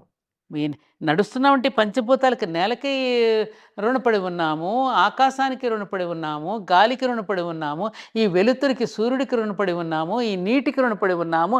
ఇది మహమ్మదీయులకి ఒక నీళ్ళు, హిందువులకి ఒక నీళ్ళు, మహమ్మదీయుడికి ఒక సూర్యుడు, హిందువులకి ఒక సూర్యుడు, క్రైస్తవులకి ఒక నేల, మనకొక ఉన్నాయా? లేవు. అన్నీ కామన్. బ్రహ్మం ఒక్కటే, పరబ్రహ్మం ఒక్కటే అని చెప్పి ఒక పక్క పాట పాడుకుంటున్నాం. హ్మ్. ఇన్ని రకాలు వింటున్నాం. హ్మ్. మళ్ళీ తెల్లారేగిస్తే ఏఆర్ రెహమాన్ గారు ఇలాంటి మాట్లాడుతున్నారు. What is this? ఇప్పుడు ఈ కొంతమంది రాజకీయ నాయకులు కూడా ముఖ్యంగా హిందూస్. అందుకే ఆ! నేనంటున్నా. ఈ హ్మ్. విద్యను మనం అందించగలగాలి ప్రజలకి. యెస్. ఏమన్నా రాజకీయ నాయకులు? నేను సనాతన ధర్మ పరిరక్షణ కోసం పాటుపడుతున్నా అంటుంటారు గదా! అసలు వాళ్ళకి తెలిసి మాట్లాడుతున్నారా, తెలియక మాట్లాడుతున్నారా అని. తప్పుడు మాట అది. సనాతన ధర్మం కోసం నువ్వు పాటుపడటం ఏంటయ్యా? ఆవిడే వింటే గనక ఆ సనాతన ధర్మమే నవ్వుతుంది వీళ్ళని చూసి. ఉమ్. ఒరేయ్ దుప్పదెగా, సనాతన ధర్మాన్ని నువ్వు ఆచరిస్తేనే కాపాడతా, నువ్వు నన్ను రక్షించడమేమి ట్రాప్? సృష్టించిన వాడిని వీడు రక్షిస్తాడా? ఆ, ఏమ్మా, అసలు సృష్టికర్తను వీడు రక్షిస్తాడా? అసాధ్యం. ధర్మ రక్షణ కాదు నన్ను అనాల్సింది. ధర్మాన్ని నువ్వు రక్షించడం అంటే నువ్వు ఆచరిస్తూ ఉంటే నేను అప్పుడు ఇప్పుడు నేనున్నానండి, సంప్రదాయబద్ధంగా అంటే ఇది సత్సంప్రదాయబద్ధంగా నేను జీవిస్తూ ఉంటే ఉమ్. ఆ జీవన విధానం నా ఆరోగ్యానికి ఉందిగా. నాకు వాళ్ళ బీపీ లేదు, షుగర్ లేదు నాన్న. అవునవును. 76 ఏళ్ళు హాయిగా ఆరోగ్యంగా ఉన్నాను, ఏ మందులు లేవు నాకు. ఉమ్. మరి ఇలా ఉన్నానంటే దేనికి వలన ఉన్నాం? వీటన్నింటికీ నేను వశమై వాటికి కృతజ్ఞతాబద్ధురాలినై జీవిస్తూ ఉన్నందుకు నేను ఆరోగ్యంగా ఉండగలుగుతున్నా. ఉమ్. నువ్వు అలా నడుస్తూ ఉంటే నిన్ను అది కాపాడుతోంది. నువ్వు దాన్ని కాపాడేది ఏంది? నువ్వు దాన్ని కాపాడటం ఏంటి? నేను వేదాలను రక్షిస్తున్నానంటాడు ఒకడు ధర్మాన్ని రక్షిస్తున్నానంటాడు, హిందుత్వాన్ని హిందుత్వమే, అసలు హిందుత్వమే లేదు మనకి. అదొక లైఫ్ స్టైల్. నీకు రామాయణంలో హిందూ శబ్దం ఉందా? లేదు. మహాభారతంలో హిందూ శబ్దం ఉందా? ఇది ఎవడో పెట్టిన పదం. మన సనాతన ధర్మం. నువ్వెవరు అంటే నేను సనాతని, ఇది కదా మన పదం. ఏదో పెట్టాడు వాడుకుంటున్నాం, ఏదో ఇంగ్లీష్ క్యాలెండర్ వాడుకుంటున్నట్టుగా. అవును. న్యాయంగా అయితే మన క్యాలెండర్ ఏమిటి? ఉగాది నుంచి. అవునవును. కానీ మన ఇంగ్లీష్ క్యాలెండర్ వాడుకుంటున్నట్టుగానే హిందూ పదాన్ని వాడుకుంటున్నాం. ఉమ్. కరెక్టా కాదా? కరెక్టే, ఏనా అన్న? అవును. కాబట్టి వాడుకుంటున్నాం కాబట్టి ఆ పదం వాడుతున్నాం. అవును. ఏది వదిలిపోయారుగా, వాళ్ళ బూట్లు వాళ్ళ చెప్పులు వదిలితే అయ్యే తగిలించుకున్నాం, అయ్యే కళ్ళజోళ్ళు పెట్టుకున్నాం, అవును. వాళ్ళు చెప్పిన పదాలే మనము వాడుతున్నాం. ఉమ్. ఇది తప్పనిసరిగా జీవిస్తున్నాం. అన్నింటినీ స్వీకరించే గుణం మనకు ఉంది కదా. మన తెలుగు భాష అన్ని భాషల్ని మిడుచుకుంటుంది. అవును. మన సనాతన ధర్మం అని హిందూ ధర్మం కూడా అందరినీ మిడుచుకుంటుంది. అవును. ఏమ్మా, సపరేట్ చేయమందు. వాళ్ళు ముస్లింలు కాబట్టి అస్సలు పక్కన చేయమల్లా. పెట్టు, క్రైస్తవులు కాబట్టి పక్కన పెట్టు. రామ్ రాబర్ట్ రహీమ్ అని సినిమాలు తీసింది మనమే, అవును. వాళ్ళది ఇలా. అవును. ఏమ్మా, అవును. బైబిల్ని, ఖురాన్ని అన్నిటినీ కూడా ఆదరించి, ఎందుకండి మా కంచి పరమాచార్య చంద్రశేఖరేంద్ర సరస్వతి మహాస్వామి వారు, ఉమ్. వారి యొక్క శంకర మఠం పక్కనే ఒక మసీదు ఉంటుంది. ఉమ్.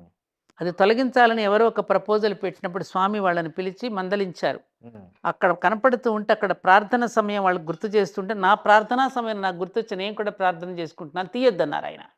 అది అది అది అది నా సనాతన భారతదేశంలో నా మహర్షులు నాకు అప్పగించినటువంటి గొప్ప సంస్కారం. అది ఇప్పుడు లేదు. లేదు. ఈ విషయం రహమాన్కి తెలియజేయండి, ఏఆర్ రెహమాన్కి. అది నా భారతీయత యొక్క గొప్పతనం అని. అవును. ఏమంటారు? కరెక్ట్. ఎన్నున్నాయి ఇలాంటి ఉదాహరణలు? కొల్లలు ఉన్నాయి. ఇందాక మీరు అడిగారు, ఇందాక కులాన్ని గురించి, ఇందాక ఏదో వేరే అన్నాడని. సంక్రాంతి కులం. అన్నాడని. ఇలాగే మా మాస్టర్ గారు ఒకసారి, ఈకే మాస్టర్ గారు, ఉమ్. ఎకరాల కృష్ణమాచార్యులు గారు ఉమ్. ప్యారిస్ వెళ్ళినప్పుడు 1972లో ఉమ్. ఆ దేశస్థుడు ఒక అడిగాడు, ఒక క్రిస్టియన్ మతస్థుడు, ఉమ్. మీ దేశంలో కులాలు ఉంటాయట కదా, ఉమ్. ఉండకూడదా కదా అని ఏదో అడిగితే, ఉమ్. అవునా అలాగా, ఉమ్. అయితే మరి మీరు కూడా గుర్రాలని, ఉమ్. జాతి గుర్రాలని ఉమ్. ఏర్చి కూర్చి ఉమ్. జత చేసి వాటికి గర్భధారణ చేస్తారు కదా, ఎందుకు అని అడిగారు. అవును, మరి ఆ జాతి గుర్రాల యొక్క ఆ పౌరుషం చచ్చిపోకుండా ఉండడానికి, ఆ జాతిని మరింతగా పెంచుకోవడానికి, ఆ డిఎన్ఏని కాపాడుకోవడానికి మేము చేస్తామన్నట. అది మీరు గుర్రాల విషయంలో చేశారు, మా పూర్వీకులు మాకు మనుషుల విషయంలో ఆ సంప్రదాయాన్ని చేశారు. ఎందుకు చేశారు అది? ఆ విత్తనాన్ని కాపాడుకోవడం కోసం. ఇన్ బోర్న్ ఎంప్లాయ్మెంట్, రక్తనిష్టగా ఉన్న బోర్న్ ఎంప్లాయ్మెంట్ని కుల వృత్తులు పోకోకుండా ఉండడం కోసం అని చెప్పి ఆ విధంగా కులాలలో వివాహం చేసుకోవటం అనే పద్ధతిని ప్రవేశపెట్టారు తప్ప, ఆ డిఎన్ఏ నశించిపోకుండా ఉండడానికి పెట్టారు తప్ప, అక్కడ విభేదాలు సృష్టించడానికి కాదు. ఇది విభాగాలు మాత్రమే, విభేదాలు లేవు. ఈ విభాగాలన్నీ పనిచేస్తూ ఉంటేనే కదా మనం ఉండగలుగుతున్నాం. అవును. ఎన్ని విభాగాలు పనిచేస్తున్నాయి సృష్టిలో? చాలా విభాగాలు. ఎన్ని విభాగాలున్నాయి? కార్పెంటరీ, ఏమ్మా, అవును. కంసాలి, అతని పని అతను చేస్తున్నాడా? అవును. చాకలి, దోబి, దర్జీ, బట్టలు కుట్టిస్తున్నాడు. ఇన్ని విభాగాలు పనిచేస్తుంటే మనీ పంపిణీ అవుతుంది, సర్క్యులేట్ అవుతుంది, రొటేట్ అవుతుంది కదా. అవును. ఈ విభాగాల మధ్య విభేదాలు సృష్టించింది ఎవరు? రాజకీయ నాయకులు. వాళ్ళ పబ్బం గడుపుకోవడం కోసం మనందరి మధ్య చిచ్చు పెట్టి ఉమ్. వాళ్ళు పాలన సాగించుకుంటుంటే ప్రజలు కళ్ళు తెరవాలి. ఒరే, మనందరి మధ్య ఈ విధంగా చిచ్చు పెట్టి వీళ్ళు పబ్బం గడుపుకుంటున్నారా, మనం ఏకమవ్వాలని ఒకళ్ళకొకళ్ళు షేక్ హ్యాండ్ ఇచ్చుకుని అన్ని కులాల వాళ్ళు కలిసి వీళ్ళకి బుద్ధి చెప్పే రోజు రావాలి. బాగా చెప్పారు. కరెక్ట్. ఆ రోజు రావాలి భారతదేశంలో. కాబట్టి సంక్రాంతి పండుగ అనేది అన్ని కులాల వాళ్ళు చేసుకునే పండుగ కానీ ఇంకొకళ్ళు ఒకే కులం చేసుకునే పండుగ కాదు. మళ్ళీ చెప్తున్నా, మీరు అడిగారు కాబట్టి. మీ ఇంటర్వ్యూ చూసినాక ఆమెకు అర్థమవుతుంది. ఓకే. మేడం, ఈ మధ్య మీరు ఒక చాలా అరుదైన కార్యక్రమం ఒకటి చేశారని చూసా మీడియాలో. ఈ పారిశుద్ధ్య కార్మికులను దగ్గర దగ్గర 101 మందో 108. 108 మందిని పిలిచి మీరు వారి పాదాలను కడిగి వాళ్ళకి బట్టలు పెట్టారు. అవును. సో ఏంది ఈ కాన్సెప్ట్? నాకు అంటే మీకు దీని అంటే వెనక మన ధర్మపురి క్షేత్రం ఉమ్, మానవ ధర్మ శిక్షణా కేంద్రం. ఇప్పుడు మనం పూజ చేస్తున్నా మానవ ధర్మాన్ని తెలుసుకుంటూనే మనం పూజ చేస్తాం. అంటే సజీవ విగ్రహాలకు చేసే ఆరాధన నిమిత్తమై విగ్రహ ఆరాధన చేస్తున్నావు నువ్వు. అవును. ఇంటికి అతిథి వస్తే నువ్వు ఎలాంటి మర్యాదలు చేస్తావు, అక్కడ విగ్రహం ముందు కూడా నువ్వు అవే చేస్తున్నావు కదా, ఉపచారాలు. అది నేనేం చేస్తానంటే మానవ ధర్మాన్ని మేలుకొల్పడానికి ఎప్పటికప్పుడు ఉమ్, 108 అనే సంఖ్యను నేను సంకేతంగా తీసుకుని ఉమ్, ఒక సంవత్సరం 108 మంది చేనేత కార్మికులు ఈ బట్టలు నేసి ఇచ్చేది ఎవరు మనకి? వాళ్ళే ఏమ్మా? వాళ్ళే. ఒక సంవత్సరం రైతు దంపతులు. అసలు రైతు లేకపోతే మనకేముంది? అవును. ఆ పార్వతీ పరమేశ్వరులకి ఈ భూమి మీద నడిచేటటువంటి పార్వతీ పరమేశ్వరు రైతు దంపతులే. ఉమ్, ఆయన పొలంలో ఉంటాడు, ఆయన కైలాసంలో ఉంటాడు. రైతు ఏమో పొలంలో ఉంటాడు, అవును. ఆయన కైలాసంలో ఉంటాడు. ఈయన మన్ను పూసుకుంటాడు, ఆయన విభూతి విభూది పూసుకుంటాడు. పూసుకుంటాడు. అవును. ఈయన హలం పట్టుకుంటాడు, ఆయన త్రిశూలం పట్టుకుంటాడు. అవును. పాపం ఆయన మనందరి క్షేమం కోసం విషాన్ని గరణంలో పెట్టుకున్నాడు. మనకు అన్నం పెట్టడానికి రైతన్న విషం తాగుతున్నాడు. ఉమ్, ఇద్దరికి తేడా ఉందా? లేదు. ఆమె గొట్టం దగ్గర పొయ్యి దగ్గర కూర్చుని అందరికీ అన్నాలు కట్టించి పాప విత్తనాలకి వాళ్ళని పంపించి ఆ తల్లి పడే పాటలు ఎన్ని పాటలు పల్లెల్లో మీరు చూస్తుంటే చూశాను. చిన్నప్పుడు మేము అన్నీ మా కుటుంబంలో మేము చూసాం ఇవన్నీ. మేము మా కూడా. నాన్నగారు అమ్మ అవును. మేమందరం చూసాం కదా. అవును. అట్లా 108 రైతు దంపతులని పాద పూజ చేసి ఉమ్, వాళ్ళకి కర్షకరత్న బిరుదుతో సత్కరించడం. ఉమ్, 108 జాతి గోవులు. అసలు ఆ గోవులు లేకపోతే మనం ఉన్నామా? లేము. సంపదంతా గోవుల నుంచేగా మనం పొందేది. ఉమ్, ఆడపిల్లకి అత్తగారికి వెళ్ళినప్పుడు గోవునిచ్చి ఎందుకు పంపించావు? సంపద పెరగడం కోసం. yes. ఒక గోవును పెంచితే 1000 గోవులు అవుతాయి. 1000 గోవుల ద్వారా కొన్ని ఎద్దులు, వ్యవసాయం, మనకు సోదర వర్గానికి చెందినవి పశు సంపద. అటువంటి గోవులు చేసి ధేను రక్షణ దీక్షా పురస్కారం అని ఇప్పుడు పల్లెల్లో మరి గోవులని పెంచలేకపోతే మన వాళ్ళు గోశాలలు పెట్టి ఆ బీడిని సంరక్షించుకోవడానికి వాళ్ళు కాపాడుతున్న గోశాలలకి పెట్టిన వాళ్ళకి ధేను రక్షణ దీక్షా పురస్కారంతో సత్కరించడం. ఉమ్, అలాగే 108 మాంగళ్యాలు చేయించి ఉమ్, మాంగళ్య ధారణ అంటే ఇది ఒక జీవన సూత్రం అనేది మర్చిపోయి దాని ఏదో ఒక పసుపు తాడు ఒక బిళ్ళలాగా చూసి దాన్ని మేకు తగిలించి పెట్టుకోకపోవడం, వివాహ వ్యవస్థ దెబ్బతినడం, దీనిని కొంచెం జనంలో కాస్త తీసుకెళ్లడం కోసం మాంగళ్యాలు. అలాగే 108 చేనేత చీరలు దేశవ్యాప్తంగా ఎక్కడెక్కడ చేనేత పరిశ్రమలు ఉన్నారో ఆ చీరలు తెప్పించి అమ్మవారికి సమర్పిస్తూ అలా 108 మంది కళాకారులు. అంటే మన 64 కళలు ఉన్నాయి కదా. అవును.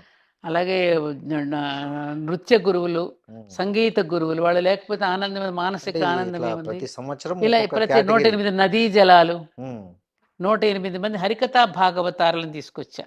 వీళ్ళందరినీ వాళ్ళేగా మనకు పరిచయం చేసిన దైవాన్ని గురించి పురాణ గాథల్ని. అవును. అలా నేను ఈ సంవత్సరం ఉమ్, పారిశుద్ధ్య కార్మికులు నిజంగా అండి, వర్షాలు వచ్చినప్పుడు మనం చూడకుండా పడిపోతాం. ఆ డ్రైనేజీలోకి దిగి మనం విసర్జించిన మలమూత్రాలను వాళ్ళ చేతులతో ఎత్తేసి, ఏనన్నా మనం ఎంత చెత్త పారేస్తున్నాం. చదువుకున్నవాడు చెత్త పారేస్తుంటే చదువుకోలేనివాడు, చదువు రానివాడు ఆ మాలిన్యాన్ని ఎత్తి పడేస్తున్నాడు. ఎవడు చదువుకున్నవాడండి ఇందులో? అతనే నిజంగా చదువుకున్నాడు. ఏమండి? అలాంటి వాళ్ళని నీచంగా చూడటం, తక్కువగా చూడటం అనేది తప్పు కదా. అవును. అందుకని సమాజంలో విలువ, వినియోగం ఉంది. వినియోగానికి విలువిస్తున్నావా? డబ్బుకు విలువిస్తున్నావా? నిజానికి బంగారానికంటే ఎక్కువ వినియోగం ఇనుముకే ఉంది. అవును. కానీ మనం బంగారానికి విలువిస్తున్నాం, ఇనుమును తక్కువగా చూస్తాం. కానీ వాడుతున్నది ఎక్కువగా ఇనుమేగా. అవును. ఇప్పుడు ఖరీదు పాలు చాలా ఖరీదైనవి కదా అని పాలతో స్నానం చేస్తారా? చేయము. మళ్ళీ వెంటనే నీళ్ళు ఎక్కడున్నాయని ఎత్తుక్కుంటారు చేతులు కడుక్కోవడానికి. అవును. నీరు కంటే పాలు విలువైనవని స్నానం చేయలేవు కదా. చేయలేము. అలాగే ఈ సమాజంలో వీళ్ళు లేకపోతే నువ్వు మనలేవు కదా. మనలేము. ఏమిచ్చి వాళ్ళ రుణం తీర్చుకోగలం మనం? ఈ 108 మందిని కాదుగా, యావత్ సమాజంలో శ్రమశక్తికి అవును. సమాజంలో శ్రమశక్తిని పూజిస్తున్నాం అక్కడ. దురదృష్టవశాత్తు మనకు జరిగినటువంటి పెద్ద అన్యాయం ఏమిటంటే, మన వేదాలని, మన సంస్కృత భాషని ఇంగ్లీష్ వాడొచ్చి, ఆ మెకాలే గాడొచ్చి మెకాలే ఎడ్యుకేషన్ ప్రవేశపెట్టి మన సంస్కృతాన్ని తీసి పారేసిన తర్వాత, మన వాళ్ళు 75 ఏళ్ళు వచ్చిన దాని మీద శ్రద్ధ పెట్టకపోవడం చేత ఈ సంస్కృతాన్ని ఎవరికి వాడు తోచిన నిర్వచనాలు వాడు చెప్పేయడం వలన సమాజాన్ని విడగొట్టేశారు. అవును. వాడు పురుష సూక్తంలో చెప్పింది, వేదంలో చెప్పింది ఒక అర్థం అయితే, వీడు ఇంకొక అర్థం చెప్పేశాడు. దాంతో సమాజం నష్టపోయింది. అవును. సమాజ పురుషుడిని గురించి వర్ణిస్తే మనుషులకు ఆపాదించేసావు నువ్వు దాన్ని. శ్రమ అంటే పాదాలంటే మేము మమ్మల్ని పాదాలతో సోదర శక్తి పనికిరాందని దేవాలయాలకి రా. వాడు ఏం చెప్పాడు? శ్రమ చేసేవాళ్ళు దేవాలయాలకు రాకపోయినా పర్వాలేదు, వాళ్ళే దేవుళ్ళు అని వేదం చెప్పింది. ఎందుకంటే శరీరాన్ని తను సమర్పణ చేసుకుని చేస్తున్నాడు. Work is worship. అతన్ని ఇంకా పూజించాలి కానీ వాడు దూరంగా పెడితే ఎట్లా? నువ్వు రాకూడదనేసింది. రాకూడదని చెప్పలా, రాకపోయినా పర్వాలేదు అన్నారు. ఎంత తేడా చూడండి, ఎంత తేడా చూసారు. దానివల్ల ఎంత పెడర్థాలు వచ్చేసి ఇంత విశాలం ఉన్న మనది ఇంత కుంచుకుపోయేటట్టు చేశారే. ఎంత ఎంత ఎంత దారుణం అండి ఇది. అలాగే స్త్రీలు వేదాలు చదవకపోయినా పర్వాలేదు, ఆమె వేదం. ఎన్ని వేదనలను భరిస్తోంది ఆవిడ. పుట్టినప్పటి నుంచి చనిపోయేంత వరకు వేదనలే. త్యాగము, ప్రేమ, ఆవిడదంతా అమృతత్వమే. అటువంటి స్త్రీలు వేదంతో సమానం కాబట్టి వేదాలు చదవకపోయినా కొంపేమీ మునగదు అని కీర్తిస్తే, స్త్రీలు వేదాలు చదవకూడదు. ఇలా ఇంటర్ప్రిటేషన్స్ అన్నీ రాంగ్ చేసేసి సమాజాన్ని దూరం పెట్టేశారు. విభేదాలు. అందుకని ఆ శ్రమశక్తిని గౌరవించడం కోసం ఇప్పుడు గుడిలో పూజారి, తీర్థమిచ్చే పూజారి అవసరమే, చెప్పులు కుట్టే సోదరుడు అవసరమే. రెండూ లేకపోయినా నడుస్తుందా నాన్న? ఎంతమంది పని చేస్తే గుడిలో, ఆ గుడి దేవాలయం కట్టింది ఎవరు? మోసిన కూలీలు ఎవరు? చెక్కిన శిల్పి ఎవరు? ఇవే. ఈ స్పృహలో లేడు మానవుడు. ఈ స్పృహను ఎప్పటికప్పుడు కలిగిస్తూ మనిషిని ఎప్పుడు కూడా ఆ పట్టాల నుండి చెదిరిపోనీయకుండా కాపాడుకునే మానవ ధర్మ శిక్షణా కేంద్రమే మన ధర్మపురి క్షేత్రం కావాలనేది ఆ కాన్సెప్ట్తో నడుస్తూ, ఆ నేపథ్యంలో ఈ సంవత్సరం 108 మంది కార్మికులకి పాదాలు కడిగి, మీరు మీ చేతులతోనే వాళ్ళ పాదాలు కడిగి ఈ మనసు అంటే అదే ఆ సృష్టిలో ఉన్న శ్రమశక్తికి 108 మంది సంఖ్య అనేది నమూనా. ఆ శ్రమశక్తికి పూజ, ఆ శ్రమ సౌందర్యానికి పూజ, ఆ శ్రామిక సౌందర్యానికి ఆరాధన. కడిగి వాళ్ళకు కొత్త బట్టలు వాళ్ళకి ఏదో చార్జ్ చేసి పాపం వచ్చారు కదా అక్కడక్కడ పిలవగానే. వాళ్ళంతా పిలవగానే వచ్చినందుకు మనకి కృతజ్ఞతలండి వాళ్ళకి. మనం ఒక మంచి కార్యం చేయడానికి కూడా అక్కడ అవకాశం మేడం వాళ్ళు. బహుశా నాకు తెలిసి మీరే ఫస్ట్ అట్లా వాళ్ళ కాళ్ళు కడిగి గౌరవించింది తెలియదు కానీ నేను ఇప్పుడు మనం తద్వారా రాజకీయంగా ఏదో లబ్ధి పొందాలి అని కూడా నాకు రాజకీయాలు లేను. అదే నేనేదో పెద్ద సొంగ సంస్కర్తనని చెప్పేసి ఏదో పేరు ప్రతిష్టలు చేసుకుని ఏదో పోస్టులు తెచ్చుకోవాలని అది నాకు అసలు అక్కరే లేదు. ఏమ్మా? అక్కరే లేదు. ఈ భూమి మీద పుట్టినందుకు ఈ ఋషులు మనకు అందించినటువంటి ఫీల్ అయ్యారు వాళ్ళు మీరు ఇదంతా చేసిన తర్వాత? కానండి, ఒక్కటి మాత్రం నన్ను కదిలించిందండి. 3 అమ్మాయిలు లేచి గబగబా గేట్ బయటికి వెళ్ళిపోయారు. అమ్మో, ఆ తల్లి పాదాలకి మేము ఇవ్వము, మాకు పాపం వస్తుంది, ఆ తల్లితో మేము పాదాలు కడిగించుకొని లేచి వెళ్ళిపోయారు. మాకు పాపం అంటుకుంటుందని చెప్పేసి. లేదమ్మా, నాకు ఆ పుణ్యాన్ని ఇవ్వండి అని రాలా వాళ్ళు 3. మిగతా వాళ్ళందరికీ ఇక్కడ, వాళ్ళు మాత్రం రావంటే అప్పుడు నాకు పాండురంగడు కథ గుర్తొచ్చింది. పాండురంగడు కథ కూడా ఇదే కదా. శ్రీకృష్ణుడు నాకు తలనొప్పిగా ఉంది అని శిరోవేదనతో బాధపడుతూ ఉంటే ఎంతమంది వైద్యులు వచ్చినా ఆయన తగ్గదు. తగ్గకపోతే కృష్ణుడు అంటాడు, ఈ మందులకి ఏం తగ్గే శిరోభారం కాదు నాది. ఎవరైతే నాకు నిజమైనటువంటి భక్తులు ఉంటారో ఆ భక్తుల యొక్క పాదధూళిని నాకు నుదుటన పెడితే అప్పుడు ఈ జబ్బు తగ్గుతుందని చెప్తాడు నారదుడు మహర్షి. చెబితే ఈ భార్యలు, అష్టభార్యలు వీళ్ళందరూ అమ్మ మాకు పాపం తగులుతుంది, మా పాదధూళి ఆయనకి ఎలా రాస్తాం అని ఇవ్వరు. ఒక భక్తురాలు వచ్చి ఇస్తుంది. అదేగా పాండురంగడు కథ. నాకు పాపం తగిలినా పర్వాలేదు, నేను ఇస్తాను నా పాదధూళి అని రాస్తుంది. నాకు అమ్మాయి అనగానే వెంటనే నాకు అది గుర్తొచ్చిందయ్యా. చూసారా వాళ్ళలో ఉన్న. అయ్యా, ఇంకొక గమ్మత్తు ఏంటంటే ఇంకొకళ్ళకి కామెంట్ చేశారు. సాధారణంగా మనకి పెళ్ళిళ్ళకి వెళ్తే రిటర్న్ గిఫ్ట్స్ ఇస్తారుగా. రిటర్న్ గిఫ్ట్స్ ఇస్తే కారులో కూర్చోగానే ఇవ్వగానే వీళ్ళందరూ ఏమి ఇచ్చారని ఎత్తుక్కుంటారు. వాళ్ళకి అన్ని కవర్లో మేము బట్టలు పెట్టి అన్నీ ఇస్తే ఉమ్, ఒక ఆయన అమ్మ నేను గమనించాను, ఉమ్. ఒక్కళ్ళు కూడా కవరిప్పి చూసుకోలేదమ్మా వాళ్ళు.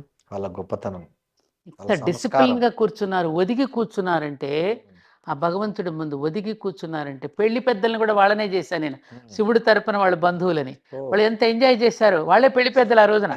గ్రేట్. వాళ్ళే ఎంజాయ్ చేస్తారు శివుడి తరపున గణాలుగా మేము ఎంత కలిసి వచ్చామని. ఉమ్, అమ్మ అయ్యవారి తరపున నేను, నా నా గణాలు వీళ్ళంతా అన్నట్టుగా సరదాగా మేము వాళ్ళ వేడుకగా చేసుకుంటే ఎంత ఎంజాయ్ చేశారో వాళ్ళు. సూపర్. వాళ్ళలో ఆ సంస్కారం. ఏం చదువుకున్నారయ్యా? అవును. ఇప్పుడు మున్సిపాలిటీ నారాయణమ్మ ఉమ్, వర్కర్గా జిహెచ్ఎంసీ నారాయణమ్మ ఎంత అద్భుతమైన పద్యాలు చెప్తుందయ్యా, ఉమ్. ఎంత చక్కని తత్వగీతాలు పాడుతుంది. ఆవిడ కూడా వచ్చింది ఆ రోజున, ఓ, ఆమె కూడా పాదాలు గడికి పూజ చేసాం. ఓకే. చెప్తున్నా విషయం ఎందుకనంటేనా, మానవ ధర్మాన్ని మేలుకొల్పుకోవడానికే మానసిక పరమైనటువంటి మార్పుని ఎప్పుడు గుడిలో ఎట్టయితే నిర్మాల్యాన్ని ఏ రోజుకి ఆ రోజు తీసేస్తున్నామో, మన శరీరంలోని నిర్మాల్యాన్ని ఏ రోజైతే స్నానం చేసి తీసేస్తున్నామో, మన మనోమాలిన్యాన్ని తొలగించుకోవడానికే దేవాలయ దర్శనం. ఎస్. పూజలు కొట్టి కొబ్బరికాయలు కొట్టి నాకెంత పుణ్యం కాదు కదా. కాదు. అది మేలుకొల్పేటటువంటి కేంద్రమే, శ్రద్ధా కేంద్రంగా, ఒక మానబిందులుగా మన దేవాలయాలు మన పూర్వీకులు మనకు అందించారు. అవును. అలాంటి నమూనా దేవాలయం మా దేవాలయం ధర్మపురి క్షేత్రం కావాలనేది నా ఆదర్శం. మేడం అక్కడ ఇంకా ఏవేవో కొత్త కొత్తగా ఏవో చేస్తున్నట్టున్నారు ఇప్పుడు ఏదో. మర్చిపోయా, మంచి గుర్తు చేశారు. అరుంధతి వశిష్ఠుల యొక్క మందిరం, ఉమ్, అదొక కౌన్సిలింగ్ సెంటర్ కావాలనేది నా ఇది. ఓకే. ఎందుకనంటే ఇవాళ పెళ్ళిళ్ళు ఉమ్, ఒక విపరీతమైన పోకడలతో చేసేస్తున్నారు. అవును. ఎప్పుడంటే టైము, ఎప్పుడో అర్ధరాత్రి ఎప్పుడు పెళ్ళి అవుతుంది, నేను బయటికి తీసుకెళ్తాడు. అందులో ఈ డాజరింగ్, ఈ లైట్లు, నక్షత్రాలు ఎక్కడ కనపడతాయి? అదిగో అరుంధతి నక్షత్రం అంటాడు. ఉమ్, చూసే ఆయనకి కనిపించదు, చూపించే ఆయనకి కనిపించదు. ఆహా ఓహో అంటారు, వచ్చేస్తారు. అవును. అసలు ఈ అరుంధతి ఎవరు? ఎందుకు ఆ నక్షత్రం చూపిస్తున్నారు? భార్యాభర్తల యొక్క ఆ కాపురం దృఢంగా చిరకాలు నిలబడాలంటే అరుంధతిని ఎందుకు పూజించాలి? ఇవన్నీ అందుకని అదొకటిన సామాజిక సమరసత అంటున్నాగా ఇప్పుడు మనం అందరూ ఏకంగా. అవును. అందుకని అరుంధతి ఎటువంటి ఏ స్థితి నుంచి ఎలా ఎదిగింది, ఎందుకు వశిష్ఠుడు కూడా అంత ప్రియభామినిగా ఆవిడ ఎందుకు అంత ఇదయింది అనేది చూపించడానికి ఒక మందిరాన్ని, ఒక ప్రేరణ ఇవ్వడానికి కట్టిస్తూ, ఉమ్, వివాహం చేసుకున్న వాళ్ళు, చేసుకోవడానికి ముందు వచ్చిన వాళ్ళు కూడా అక్కడికి వస్తే మనమే వాళ్ళకి చక్కగా బట్టలు పెట్టి ఉమ్, కూర్చోబెట్టి, ఉమ్, అమ్మ వివాహం చేసుకోబోతున్నారు మీరు, వైవాహిక జీవితం అంటే ఏమిటో వాళ్ళకి తెలియచేసి, ఆ సహజీవనంలో మాధుర్యాన్ని ఎలా పొందవచ్చో, ఎలా ఉంటే ఎలా పొందగలుగుతారో అవన్నీ చెప్పడం కోసమని నేను ఈ అరుంధతి వశిష్ఠుల మందిరం. నాకు తెలిసి భారతదేశంలో ఉందా ఇట్లాంటి మందిరం మరి ఇప్పటివరకు? తెలియదు నాకు అంత, ఇదే నేను అంత ఫస్ట్ దా? నాకు తెలిసి నాకు పరిచయం అంత తెలియదు అవును. కదా, అంటే ఉందేమో నాకు తెలియదు. సో ఏంటి మేడం మీ ఫ్యూచర్ డ్రీమ్ ఏంటి అసలు? ఈ ఏం లేదు నాన్న, దేవాలయం అనేది సమాజ సంక్షేమ కేంద్రం అని కదా. అవును. ఊరిలో మధ్యలో గుడి ఎందుకు ఉండేదంటే, మన శరీరానికి గుండె ఏం పని చేస్తుందో అదే ఊరికి దేవాలయం చేస్తుంది. ఉమ్, ఈ బ్రిటిష్ వాళ్ళు వచ్చిన తర్వాత ఈ కోర్టులు, ఈ న్యాయస్థానాలు, ఈ పోలీస్ స్టేషన్లు వచ్చి, అంతకుముందు ఈ దేశంలో ఏవి లేవుగా. గుడి అన్ని పంచాయతీ. దేవాలయమే.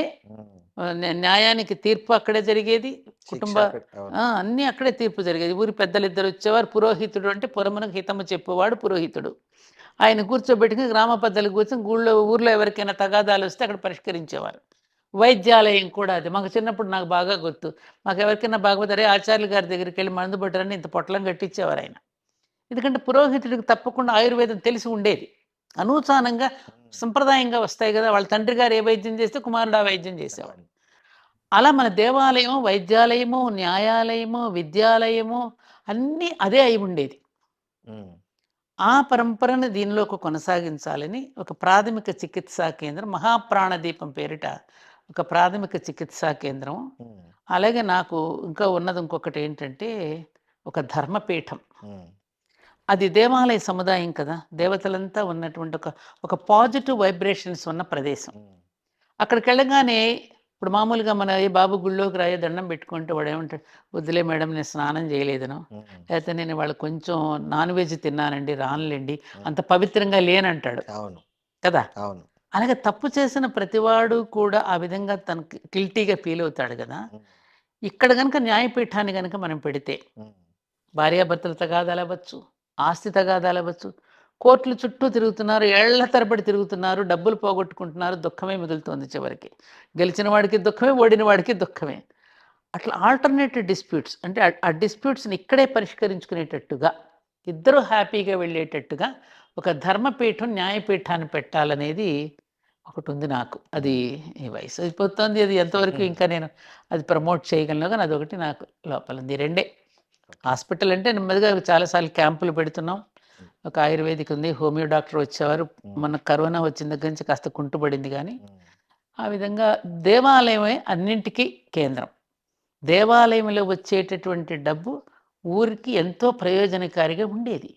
ఎందుకంటే మనకు కలిగిన దాంట్లో ఇంత వెళ్ళి వేస్తాం కదా నాన్న. అవును. నేను కార్గిల్ వారికి పంపించానండి, అప్పుడు ఉన్న కాస్తలోనే. తూర్పుగోదావరి జిల్లాలో తుఫాన్లు వచ్చినప్పుడు పంపించాం. అట్లాగే ఇంకొక దేవాలయంలో అసలు ఏమి ధూపదీప నైవేద్యాలకు లేదంటే ఇక్కడి నుంచి మనం పంపించడం జరిగింది. అట్లా ప్రతి దేవాలయం కూడా సమాజ హితాన్ని కోరుకుంటూ కార్యక్రమాలను చేస్తే, ఇప్పుడు తిరుపతి కనుక ఎట్లయితే యూనివర్సిటీస్, హాస్పిటల్స్ పెట్టిందో, ప్రతి ఊరిలోనూ ప్రతి గ్రామస్తుడు దేవాలయాన్ని వాళ్లే కేంద్రంగా చేసుకుని వాళ్లే పరిపాలన చేసుకుంటే అసలు పోలీస్ స్టేషన్ల పనే ఉంటుంది, న్యాయస్థానాల పనే ఉంటుంది. ఏమంటారు? అంతే కదా మేడం. అది ఆ రోజు రావాలి. మళ్ళీ కృతయుగం వస్తే ఆ రోజులు వస్తాయి. Thank you madam. మంచిదమ్మా, నమస్కారం.